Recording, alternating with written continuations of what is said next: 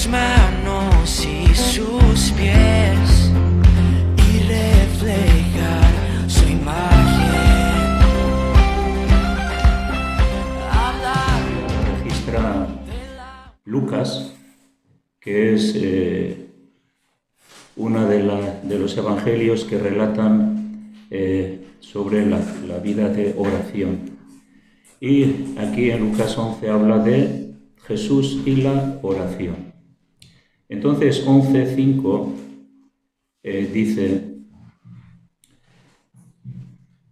vamos a leer, y les dijo también: ¿quién de vosotros que tenga un amigo va a él a medianoche y le dice: amigo, préstame 3 panes, porque un amigo mío ha venido a mí de viaje, y no tengo que ponerle delante? Y aquel respondiendo después adentro le dice: no me molestes, la puerta ya está cerrada y mis niños están conmigo en cama, no puedo levantarme y dárselos. Os digo que aunque no se levantara a dárselos por ser su amigo, sin embargo, por su importunidad se levantará y le dará todo lo que necesite. Y yo os digo: pedid y se os dará, buscad y hallaréis, llamad y se os abrirá, porque todo aquel que pide recibe, el que busca halla, y el que llama se le abrirá. ¿Qué padre de vosotros, si su hijo le pide pan, le dará una piedra? O si le pide pescado, en lugar de pescado, le dará una serpiente? O si le pide un huevo, le dará un escorpión. Pues si vosotros, siendo malos, sabéis dar buenas dádivas a vuestros hijos, cuánto más vuestro Padre Celestial dará el Espíritu Santo a los que se lo pidan. Vamos a orar. Señor, te damos gracias que podemos estar aquí delante de tu palabra, Señor, delante de este relato, que realmente nos ministra y nos edifica y nos habla y nos muestra tu corazón y también lo que nosotros tenemos que hacer. Agradecidos, oh Dios, que abras nuestros oídos, nuestro entendimiento, nuestro espíritu, para recibir lo que viene de ti para nosotros en esta mañana, y podamos ser hacedores de la palabra. Amén. Bueno, Jesús oraba muchas veces, durante muchas noches estaba orando, se apartaba, y en este relato, antes de esta explicación a los discípulos, dice que, versículo 1 del capítulo 11, que aconteció que Jesús, orando en un lugar, cuando terminó, uno de sus discípulos le dijo: Señor, enséñanos a orar. Como también Juan enseñó a sus discípulos. Así que surge una pregunta y Jesús explica un relato. Y en este relato está pues toda la enseñanza en la que el Señor nos quiere también hablar.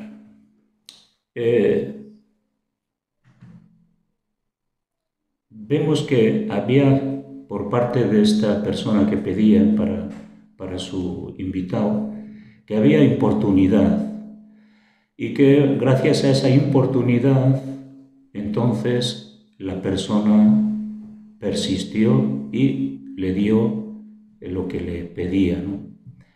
La oración nunca es inoportuna. Aquí vemos que sí que era inoportuna porque el hombre se tenía que levantar, ¿no? Y sin embargo este hombre siguió diciendo que se levantaría, que quería darles de comer. Su amigo pues quería estar tranquilo, no se quería mover, quería mantenerse pues sin esforzarse y sin levantarse. Entonces vemos que siempre tenemos que orar en todo momento y en todo lugar, en toda súplica, en el Espíritu. Tenemos que orar constantemente. La oración nunca es inoportuna y nunca le vamos a inoportunar a Dios, sino todo lo contrario. Vemos que Jesús luego dice: pedid y entonces se os dará. Buscad y entonces hallaréis. Llamad y se os abrirá. Aquí hay una conjugación entre lo que tiene que hacer el creyente y lo que hace Dios. Jesús oró a su Padre. Jesús tenía una vida de oración intensa y esa vida de oración era pues lo que también producía el resultado de sus oraciones y su deseo de glorificar a Dios, de ayudar a la gente y también de vencer y desarrollar su vida espiritual. Ya desde niño dice la Biblia que él padeció y aprendió obediencia y tuvo que vencer como hombre a través de una vida de oración. Conquistar lo espiritual y conquistar también el corazón de Dios, de su Padre, para que habría respuestas a sus oraciones. Jesús siempre decía: yo sé, Padre, que tú me oyes. Él tenía esa convicción de que le estaba oyendo y la percepción de que iba a recibir aquello que le estaba pidiendo. Entonces Jesús dice: pedid y se os dará. No siempre las respuestas a las oraciones son inmediatas, pero sí que podemos tener la garantía de como un padre no da nada malo a su hijo, como lo hemos leído. Si le pide una piedra, un pescado, no le dará una piedra. Y si le pide un huevo, no le dará un escorpión. Dios dice que si nosotros, siendo malos, en el sentido de que un padre con su hijo es bueno, lo que pasa es que el padre no siempre puede responder a todas las situaciones o necesidades de sus hijos espirituales o otro tipo de cosas que su hijo le pide. Somos malos porque tenemos una naturaleza caída y a veces hasta nos podemos comportar egoístamente con nuestros hijos. Jesús está diciendo: si vosotros como padres imperfectos, no es que no améis a vuestros hijos, sino como padres imperfectos, que no llegan a todo lo que realmente a veces nuestros hijos necesitan, pero sí, sin embargo, sabemos que nuestro Padre Celestial sí. Entonces, Él dice: pues yo soy vuestro Padre Celestial, y ¿cómo no recibiréis si no pedís? Entonces, pedid y se os dará. Buscad y hallaréis, llamad y se os abrirá. Tiene que ver con un avance en relación a nuestra vida de oración. ¿Qué podemos buscar? Podemos buscar muchas cosas, tanto físicas como espirituales, pero hay que buscarlas para hallarlas, ¿no? El esfuerzo del creyente tiene que ver con esa vida de oración perseverante y constante, para que después de orar, entonces la provisión pueda ser recibida, tanto si es espiritual como si es física, ¿no? La fidelidad en la oración y la perseverancia de la oración es algo que necesitamos aprender de esta importunidad de este hombre. Constantemente estaba llamando, quería recibir y no se iba a ir de esa puerta hasta recibir. El creyente también, no siempre las respuestas son positivas en cuanto a lo que yo quiero, pero sí que podemos orar y a veces el no, o a veces respuestas que nada tienen que ver con lo que yo pensaba y creía, pueden llegar a nuestra vida de otra forma. La perseverancia, ser inoportunos como este hombre, es bueno para nosotros, ¿no? Y no vamos a incomodar a Dios, aunque sean las 3 de la mañana o las 4 de la mañana, ¿no? No vamos a incomodar, ¿no? Sino todo lo contrario. Aquí dice que ¿cómo nos dará vuestro Padre Celestial el Espíritu Santo a todos los que se lo pidan?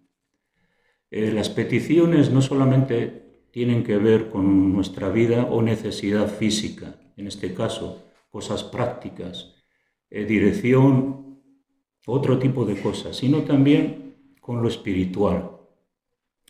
Entonces Jesús dice: ¿cómo no os voy a dar yo el Espíritu Santo si me lo pedís? O sea, Dios quiere derramar de su Espíritu en nuestra vida. Dios quiere que seamos llenos del Espíritu Santo. Dios quiere que recibamos lo espiritual en nuestra vida también. Entonces no nos limitemos solamente a pedir por mi necesidad física, sino también orar por la necesidad espiritual que hay en nuestra vida, que puede ser tan grande como la necesidad física, pero también lo tenemos que tenemos que ubicar esa necesidad y esa realidad espiritual que podemos estar atravesando, ¿no? Aquí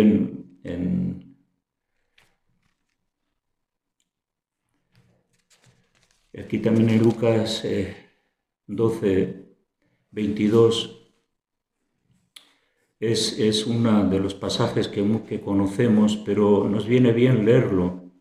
Dijo pues a sus discípulos, Jesús dice a sus discípulos: por tanto os digo, no os afanéis por vuestra vida, qué coméis, ni por vuestro cuerpo, qué vestiréis. Y les dice, la vida es más que la comida y el cuerpo más que el vestido. La vida del creyente y la vida espiritual es mucho más que la comida. Como diciendo, hay una prioridad. No significa que Dios se olvida de las necesidades, pero sí que hay una prioridad y les dice, no es la vida más que el cuerpo. O sea, no es la vida más que la comida. Y luego le dice, y no es el cuerpo más que el vestido. Como diciendo que como seres espirituales y como somos trinos también, cuerpo, alma y espíritu, también nuestro cuerpo, que es templo del Espíritu Santo, pues también necesita ser fortalecido por la presencia de Dios, ¿no? Entonces, les dice luego, mira, considerad los cuerpos, los cuervos, que ni siembran, ni siegan, ni tienen despensa, ni granero, y Dios los alimenta. Y les dice, ¿no valéis vosotros mucho más que las aves? Pensemos lo que el Señor nos está diciendo. ¿No somos nosotros mucho mejor que las aves? ¿No somos más importantes que las aves? Entonces, lo que nos está diciendo es que Dios tiene cuidado de todo.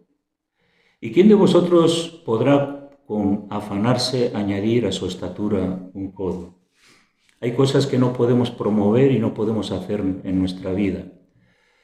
Está diciendo, tú tienes una medida física y por mucho que quieras no puedes estirar tu cuerpo para ser más alto. Bueno, puedes ponerte tacones, ¿no? Pero hay muchas cosas en nuestra vida que no podemos ejecutar, no podemos hacer. Pero sin embargo,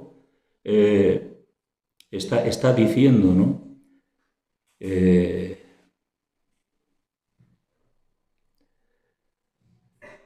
¿No podéis añadir a vuestra estatura un codo?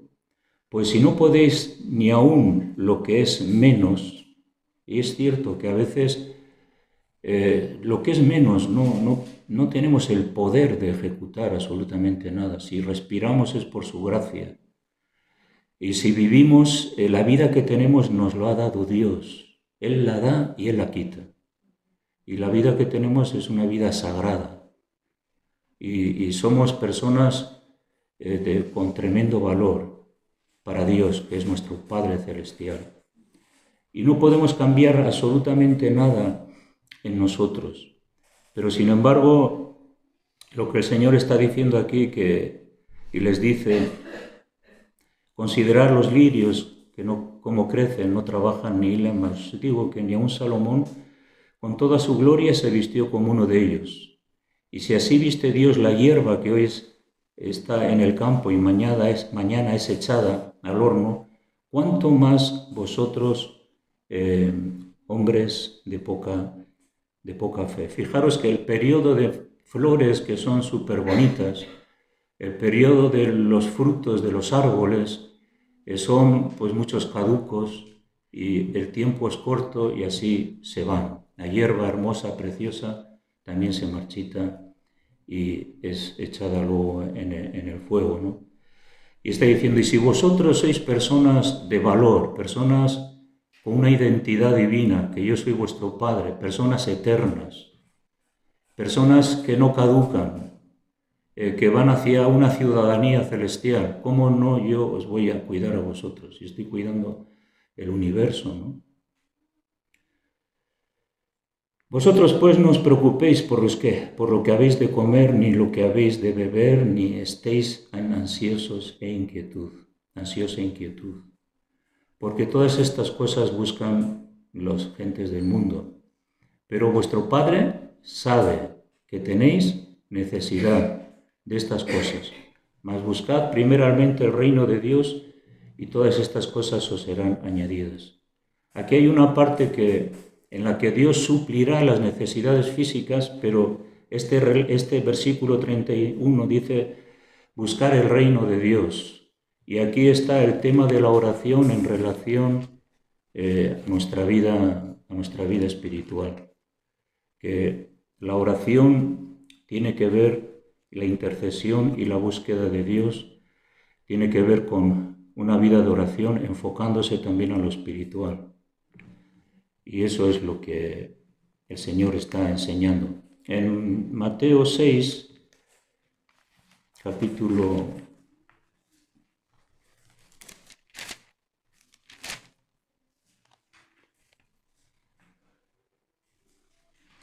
9,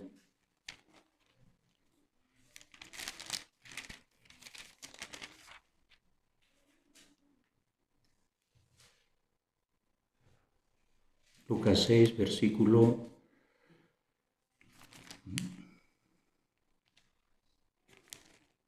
Mateo 6, 9. Cuando está aquí hablando paralelamente Mateo sobre la oración, está diciendo, cuando ores, está diciendo, bueno, no tienes que dejar de orar, cuando ores.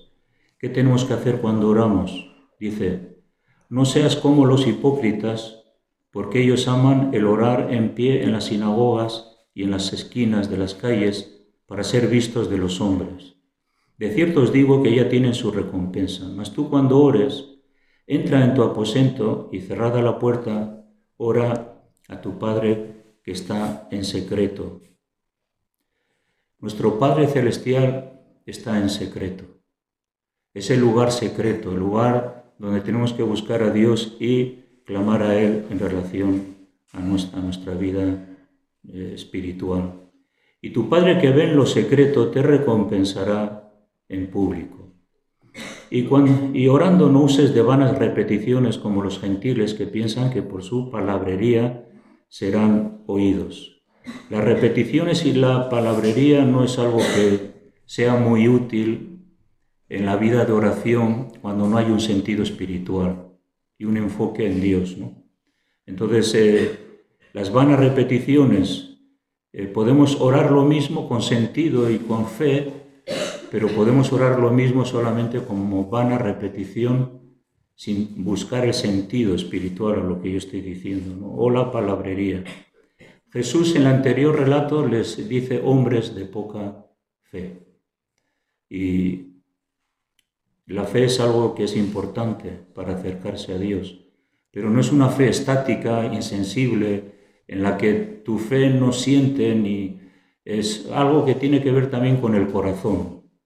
Entonces la fe tiene que ver también con una oración de corazón. No os hagáis pues semejantes, dice el 8, a ellos porque vuestro Padre sabe de qué cosas tenéis necesidad antes de que vosotros le pidáis. Así que vosotros oraréis así, Padre nuestro, conocemos el Padre nuestro, ¿no? Y conocemos las cosas por las cuales el Señor les enseña que debe de orar, ¿no? Y bueno, el Padre nuestro comprende, ¿no?, diferentes peticiones, tanto en la necesidad física como también en la necesidad espiritual. Jesús les dice, santificado sea tu nombre. Eso no tiene que ver con nuestra necesidad, tiene que ver con una realidad espiritual de que Dios tiene que ser santificado en nuestra vida y que tiene que ser exaltado y glorificado para que otros le conozcan. Y también dice, venga tu reino. No está pidiendo algo, no debemos a veces estar pidiendo siempre para nosotros. Venga tu reino.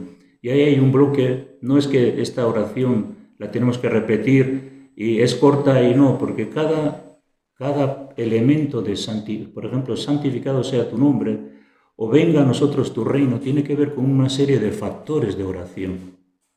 Venga tu reino. En ese venga tu reino hay muchas cosas que uno puede interceder. venga tu reino, ¿no? Y también dice que nos enseña a orar, líbranos del mal y líbranos y no nos metas en tentación, o líbranos de la tentación y líbranos del mal. El creyente tiene una batalla contra el pecado, el diablo y el mal. Y entonces la oración también tiene que ir vinculada, no solamente que hoy necesito esto, sino que hoy necesito que tú, oh Dios, me guardes del mal, me libres de la tentación, me protejas porque yo soy insuficiente en mí mismo. Y necesito que Dios me proteja y que Dios me ayude, ¿no? en esa situación espiritual en la cual estamos todos los días, ¿no? Entrar y orar y buscar a Dios en oración.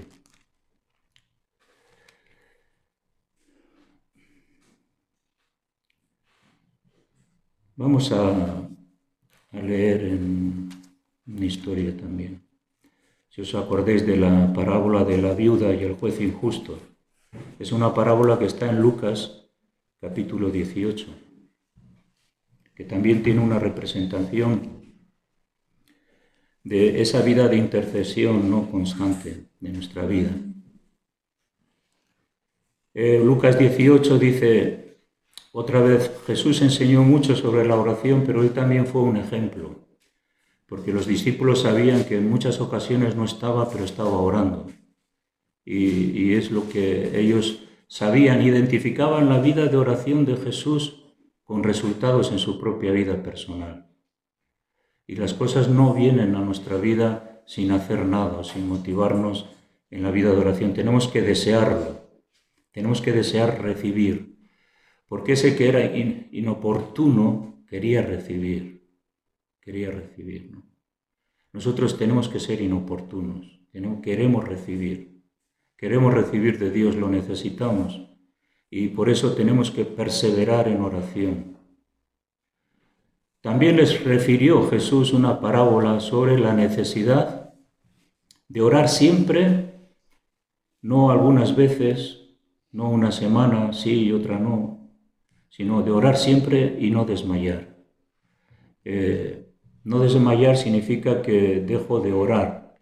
La oración requiere un esfuerzo y una disciplina, y tengo que desarrollar el esfuerzo y la disciplina en mi vida de oración. ¿Para qué? Para que pueda ejercitarme en ella, ¿no? Entonces les dice, diciendo, había en una ciudad un juez que ni temía a Dios ni respetaba a hombre. Había también en aquella ciudad una viuda, la cual venía a él diciendo, hazme justicia de mi adversario. Y él no quiso por algún tiempo. Pero después de esto dijo dentro de sí, aunque ni temo a Dios ni tengo respeto a hombre, sin embargo, porque esta viuda me es molesta, le haré justicia. No sea que viniendo de continuo me agote la paciencia. Y dijo el Señor, oíd lo que dijo el juez injusto. Entonces el Señor les dice, mirad lo que dijo el juez injusto, el juez que ni temía a Dios ni amaba a los hombres. Sin embargo, esta viuda era persistente, ¿no? Y ahí nos enseña otra vez el Señor la persistencia en la oración, porque enseguida queremos respuestas y enseguida queremos soltar las manos de la oración que tanto a veces nos pueden costar, y entonces, como hemos dicho antes, podemos desmayar. Si esta viuda habría desmayado, no habría recibido la respuesta, ¿no? Entonces, la vida de oración, como dice el Nuevo Testamento, orad sin cesar, constantemente, porque hay una urgencia en todos los aspectos de nuestra vida.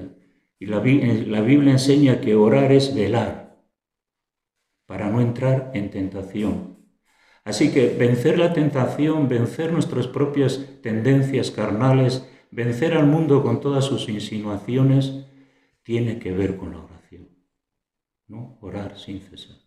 Orar y clamar para recibir la respuesta que Dios quiere darnos, ¿no? Entonces el que dice que, bueno, le haré justicia, no sea que viniendo de continuo me agote la paciencia. Y dijo el Señor, oíd lo que dijo el juez injusto. ¿Y acaso Dios, y ahora Él está poniéndose, dice, bueno, ¿y acaso Dios no hará justicia a sus escogidos que claman a Él día y noche?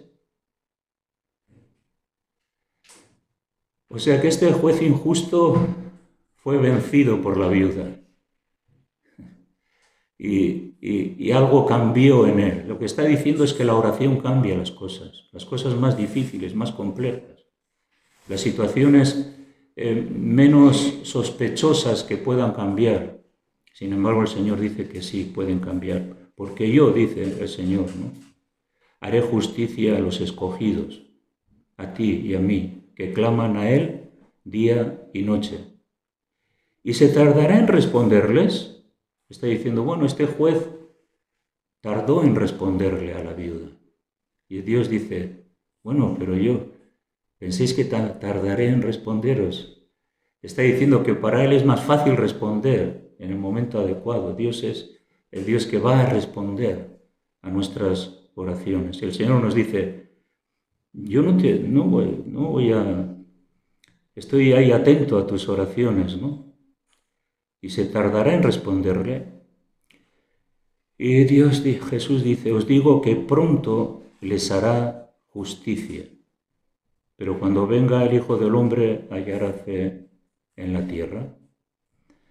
Bueno, es una representación también de la lucha espiritual, del conflicto espiritual entre las tinieblas y la luz. Cuando Efesios habla de la armadura de Dios, habla del escudo de la fe y sobre todo luego dice orando constantemente. Está el yelmo de la justicia, la espada del Espíritu, está el yelmo de la salvación, pero también Efesios dice que oremos en todo tiempo, en todo lugar. Esa es la oración que hace que las cosas puedan ocurrir, ¿no?, a nuestro alrededor, ¿no? Entonces, lo que sí que vemos es que Jesús siempre, en todos los evangelios, está interesado, ¿no?, en que la Iglesia, los seguidores, oren continuamente, ¿no?, a fin de que podamos cumplir la buena voluntad de Dios, que Dios cumpla la buena voluntad en nosotros. Y la oración tiene que ver con que, Señor, hágase tu voluntad en mi vida. A veces tenemos planes personales, pero que se haga tu voluntad en mi vida, ¿no? Eso es lo importante. Y para eso hay una lucha espiritual. No me dejo llevar por los sentimientos o cosas que sean más fáciles o atajos en la vida cristiana. No hay atajos, hay un camino que Dios va diseñando y va tratando con nosotros, ¿no? Entonces, la oración es importante para que la buena voluntad de Dios se cumpla en nuestra vida, la oración eficaz. Del justo puede mucho, dice Santiago. Elías era un hombre sujeto a pasiones semejantes a las nuestras, pero él oró. Y la cosa cambió, ¿no? Creo que la Iglesia tiene que tener vida de oración. Sin vida de oración no ocurre nada. Sin vida de oración, intercesión y deseo de ver la gloria de Dios edificada en nuestras vidas, y un clamor porque que su palabra tome lugar en nuestra vida y seamos obedientes a ella y nos aferremos a ella, ¿no? Entonces ahí tenemos a esta viuda que perseveró, ¿no? Entonces nosotros también tenemos que aprender varias cosas. A esta viuda indefensa, porque la viudez en la antigüedad eran personas débiles que no les ayudaban, etcétera, etcétera, ¿no? Con toda su debilidad, ¿cuál es lo que esta viuda le pidió al juez? No lo sabemos. Pero sí que está diciendo que yo soy el Padre Celestial, que si tú pides, aunque seas débil, haya cosas imposibles en tu vida, aunque nadie te haga caso, aunque nadie se preocupe por ti, yo sí.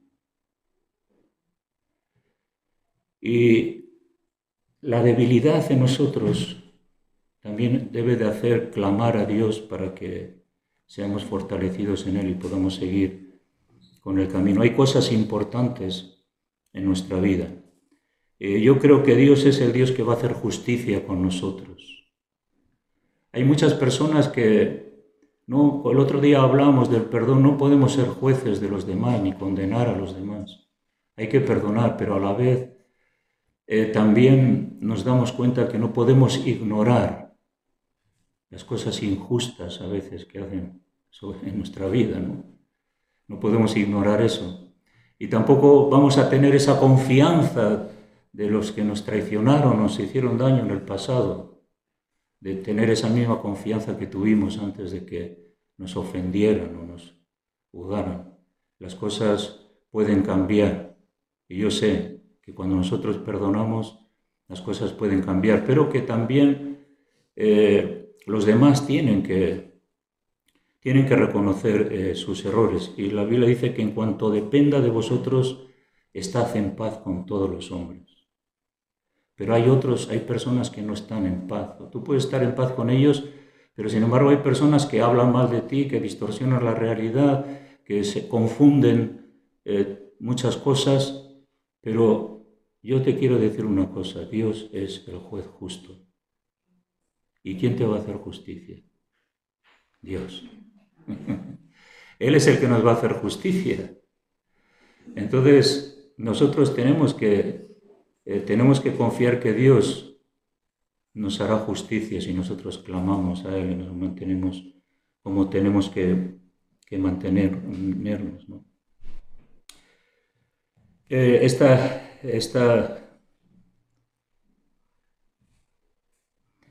viuda está diciendo, hazme justicia del adversario. Bueno, tú puedes apuntar ahí cuál es tu adversidad o quién es tu adversario. ¿Quién es tu adversario? ¿Quién es el que te frena? ¿Quién es el que te impide? Tenemos un adversario, la palabra dice que es el adversario, el diablo, el cual como león rugiente busca a quien devorar. Fijaros qué adversario tenemos. ¿Cómo vencer al adversario? Clamando a Dios. Pero tenemos adversidades y tenemos adversarios. Adversidades pueden ser el tema físico, psicológico, de enfermedad o de otro tipo de situaciones. Pero luego tenemos los otros adversarios, los adversarios de nuestras almas. Satanás es el adversario de nuestras almas. Y también Mateo dice que él es el maligno.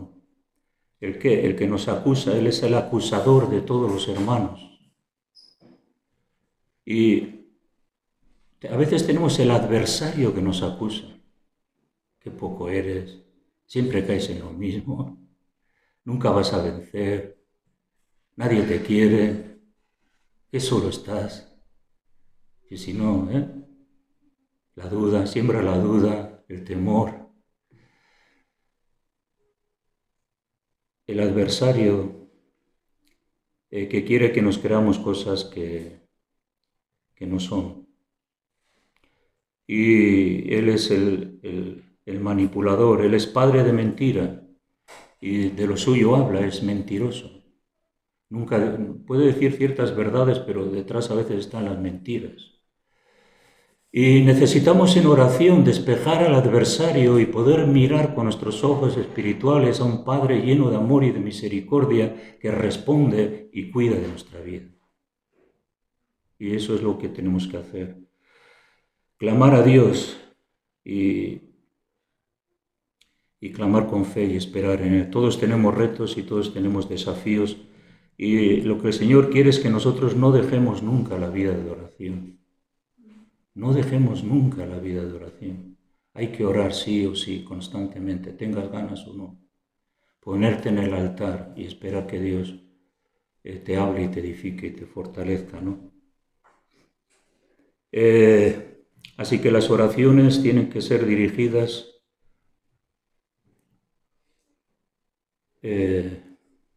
hacia Dios para luchar contra los placeres del mundo, para que tener victoria contra las concupiscencias, seducciones de la carne, y para eso tenemos que ponernos delante de Dios y confesar nuestros pecados, reconocer nuestras debilidades y pedir que Dios nos fortalezca para poder, que Él nos haga justicia y poder seguir hacia adelante en nuestra vida, nuestra vida cristiana. El diablo, sabes que no quiere que tú ores. El diablo no quiere que oremos. Y tenemos que tener en cuenta eso. Él va a poner tropiezos, pensamientos, distracciones, urgencias, deseos, actuaciones. Y si te pasa el día y dices, joder, pues sí, no he orado, no he buscado a Dios. No es que a veces el diablo directamente te enreda, pero sí que uno se puede enredar, a veces los pensamientos del enemigo sobre nuestra vida son así, de urgencia, para que dejemos el altar de la oración. El diablo no quiere que oremos, porque sabe que un creyente que ora es un creyente victorioso, y él no quiere que tú tengas victoria.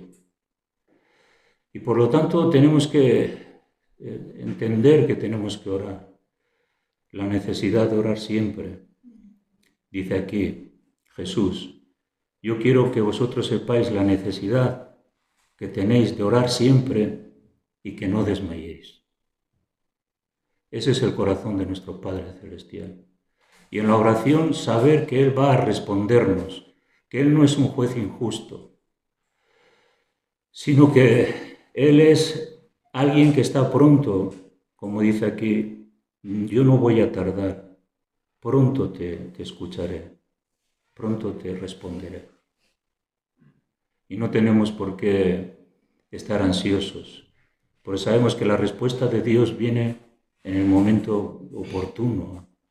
Y cuando Dios nos responde, hay alegría en el creyente, porque Él nos ha respondido. Sabemos que la respuesta no viene de los hombres, sino que también viene de Dios, ¿no?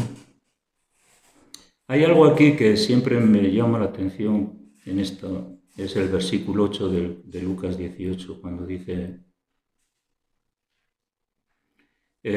la segunda parte, pero cuando venga el Hijo del Hombre, hallará fe en la tierra. Aquí hay algo que a mí me llama la atención y es que el Señor viene. Y el Señor está diciendo, pero bueno, cuando yo venga, ¿habrá fe suficiente en la tierra? Está diciendo, ¿habrá una iglesia que ha perseverado, que no ha dejado de orar, que está despierta, que no está mezclada con el mundo? Una iglesia santa, sin mancha. Encontraré fe, esa fe que tiene que ver con un estilo de vida, un enfoque de vida, una actitud de vida.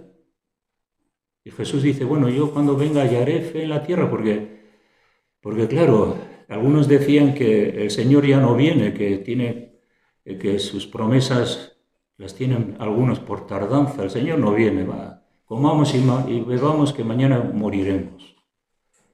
Y el Señor dice, bueno, lo que creo aquí es que lo que Dios nos está diciendo es que hay que perseverar en oración hasta el fin. Hay que decir a Dios que esperamos su venida y que queremos vivir en relación a esa venida, ¿no? El retorno del Señor, ¿no? En estos últimos tiempos donde la maldad está aumentando, la violencia, y donde la gente se queja de todo y lucha por todo, el poder, el dinero, todo, ¿no? ¿Quién va a mantener esa fe genuina que Jesús dice aquí? Cuando yo venga, habrá alguien que tenga fe en mí todavía.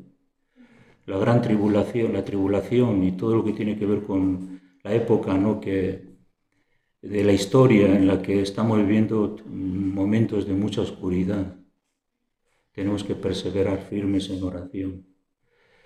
y pidiendo a Dios que se haga justicia en la tierra, ¿no? Y que Jesús, que Dios pueda triunfar en medio de tanta violencia, y lo va a hacer desde luego, y va a traer justicia sobre la tierra, y Él va a juzgar a todos los hombres, y el mal va a ser frenado, y Él va a instaurar su reino. Entonces nosotros deberíamos también de estar preocupados para que el Señor se glorifique y se haga justicia. Cuando uno puede estar inmerso en la vida de oración y te das cuenta de la perdición de los perdidos, te das cuenta de realmente qué mal está todo, hay un clamor en nuestro corazón. Hay un clamor en que se haga justicia, en que prevalezca la verdad, en que los creyentes puedan perseverar hasta el final, ¿no?